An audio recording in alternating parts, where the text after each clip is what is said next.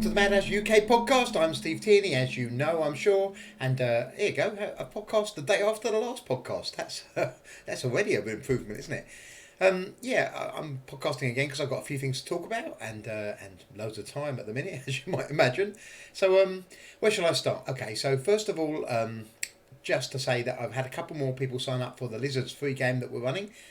We've still got plenty of space. We can fit another 4 into this game. In fact, I need another 4 before I can start it, and then we'll start filling a second one if there's any additional demand. Although at the minute, it seems like, in the old days, games like Lizards, I used to be running 15 of them, 20 of them at a time, and I don't know what happens to kind of turn-based games, because people just seem to go off of the kind of close-ended war game. I don't know why, because some of these are really great games. I mean, Lizards is a lot of fun, and I don't know, people just seem to lose interest in it. I think perhaps the board game crowd moved away from play by mail, and the kind of role playing crowd became play by mail, which became play by email, which became the hobby is today. So I don't know quite why or how that happened, but it's a shame in a way. And I hope a few of you decide to give it a go, because it'd be nice to run this one and get it done, I think. So other things that have come along. I've had a question from Joey. Joey emailed me to say, I have a question you may want to answer on a future podcast. Well, here we go. Would it be possible to create sets of armour that provide bonuses when worn as part of a set? Diablo 2 did this very well, and a typical set would include helm, chest, gloves, legs, weapon, shield, amulet. So I was thinking it may be possible to design a set for each class. Assassins, for example, could have a set called Shroud of Assassination, and then he gives various examples of bonuses that could be gained from having a set of armour. So, yes, it's sort of possible. Our mechanics are not the same as Diablo 2's mechanics. So in the Nexus engine and in Dungeonworld, there's not a tool that lets me have a piece of equipment, recognise another piece of equipment and get an additional bonus from that, which is what you'd need to do that exactly as you describe. But that doesn't mean that there's not a way to frig the system and make it happen. So there's a couple of things like it in the game, but it's possible to do it bigger. I could have it so that you collected all those items, then you issued an order which turned them into one item that used up perhaps 2 slots or something, perhaps body and overbody or something like that, and became the one united item. But that's not quite the same as what you're talking about, because you want to see the set worn. Doesn't really work in Dungeonworld. The reason it doesn't work is not just because I don't have the mechanics for it, because I could probably find a way to make it work. You'd issue an order and you'd get some sort of bonus for the turn after you issued the order, because you were wearing all the equipment and it checked that you were wearing them all. That's probably the way I'd do it. But because a lot of slots are used up by things like guild items and character class items, and those slots you couldn't use for a set, because you would take away the ability to use the guild item or to use the class item. Just not sure it quite fits in the way that you're saying, but that doesn't mean I can't make perhaps a smaller set, 3-part set or something. Let me give that some thought, and perhaps we'll talk about it on a chat room or something at some point, and we'll see whether there's some way to do it. Adrian Baker sent a message saying, Steve, did this spawning monster thing also happen? He's talking about what I described in the last podcast, the creeping darknesses. He said, did it also happen in the Golden Coast on the crab mission that everyone ignored? No, it didn't. No, that was Deliverer. The crab mission was a bit different. The gist of it was, like most of the missions, involved going through a dungeon to find a couple of things out, kill monsters, get to the end, and kind of sometimes get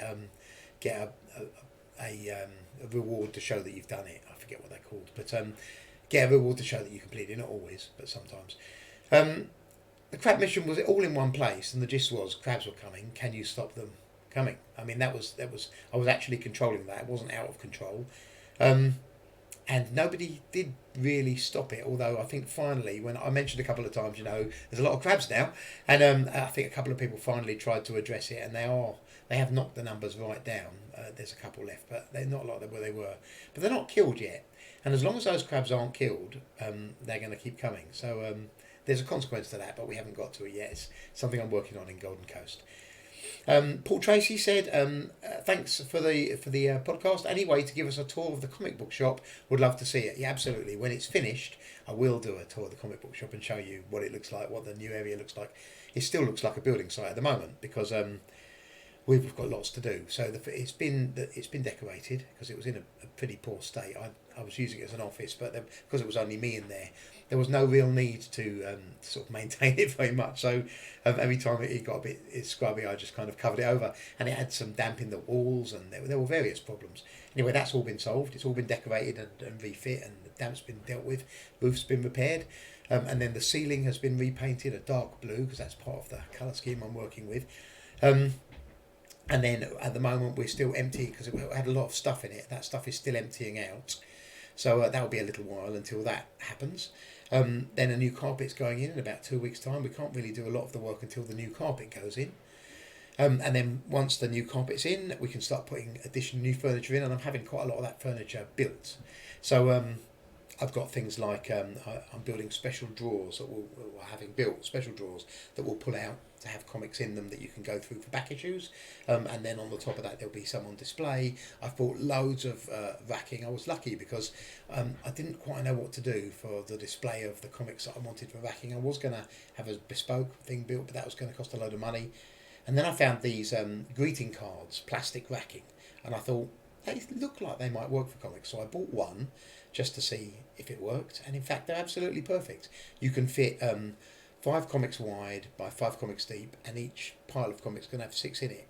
So so kind of 75 comics per rack. I've bought 6 of those. They'll fill the entirety of one wall, so the whole of one wall of the comic shop will have comics on display as far as the eye can see, and then above that posters and painted art, and it's going to look amazing. It's going to look really good.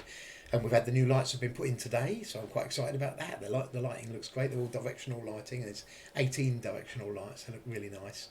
And then I'm going to have some weird and wonderful lamps in the place to give pools of light to make it look really cool.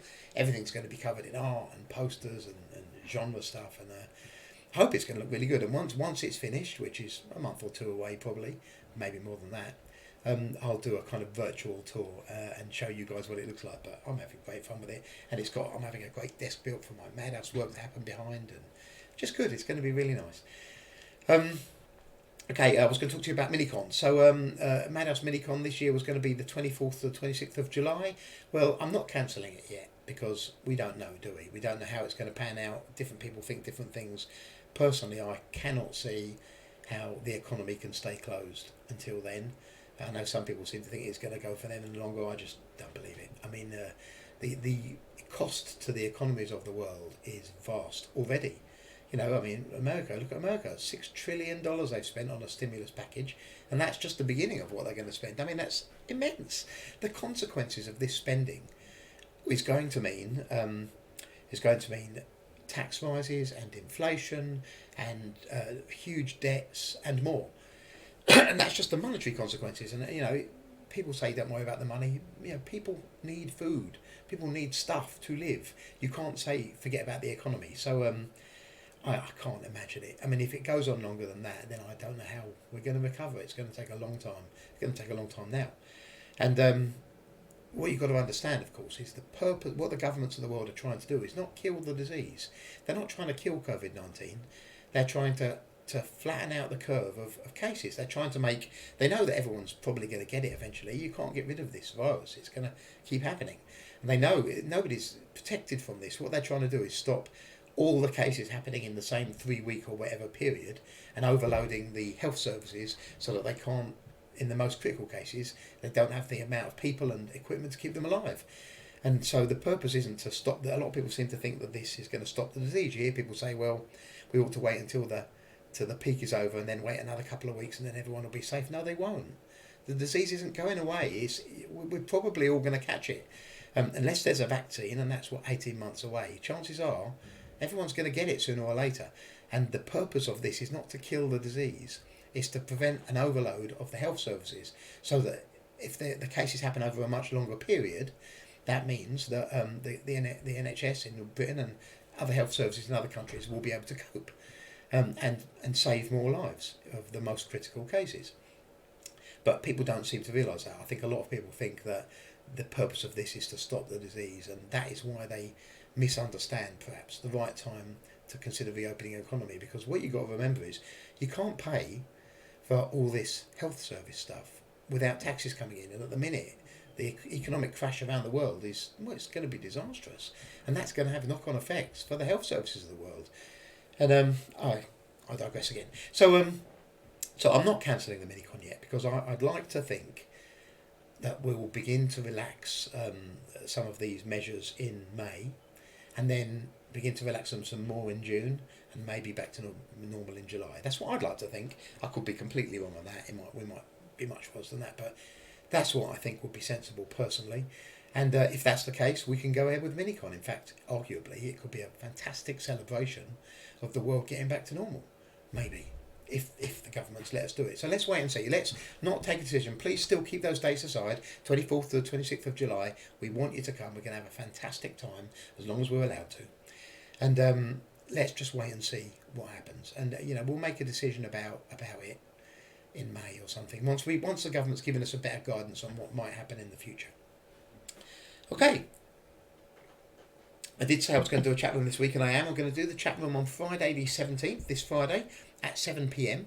So please do come along to the chat room and have a chat for an hour or two.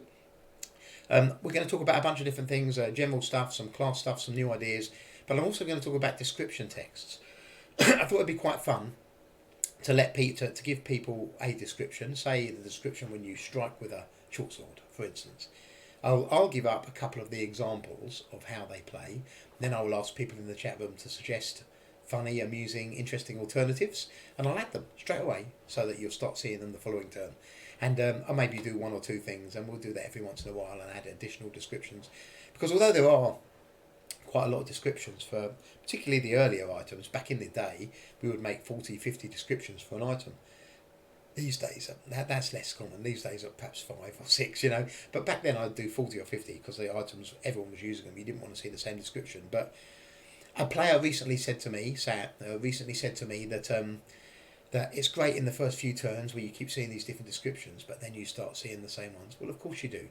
That's the nature of a small group of repetitive descriptions. It's difficult to do otherwise because there's only so many things you can think of, and it takes quite an effort to sit there and write the same phrase 50 different times with variations of it.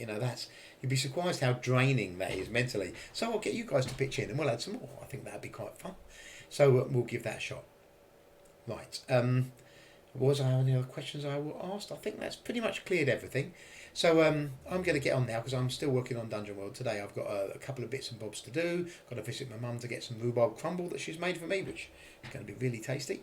I'm restarting my diet tomorrow, which don't want to come out of COVID unable to leave the door. I saw a meme today with a couple of a really fat couple, and they're looking at a door that's smaller than them, and they're saying, "Well, the isolation's over. How are we going to get out?" I'm a bit worried that could happen to me if I'm not careful, and I'm sure I'm not the only one. So my intention today is, I'm going to have my last special day with my rhubarb crumble, and something tasty tonight, and then tomorrow diet begins, and let's try and get healthy again, I guess. I'll be working on Dungeonworld tonight, trying to gear up ready for the runtime on Wednesday, so please don't forget to get your orders in. Don't leave them till the last minute, because if something goes wrong, there's no time to repair it, so try and get them in today or tomorrow at the latest if you can. Until then, talk to you soon. Bye.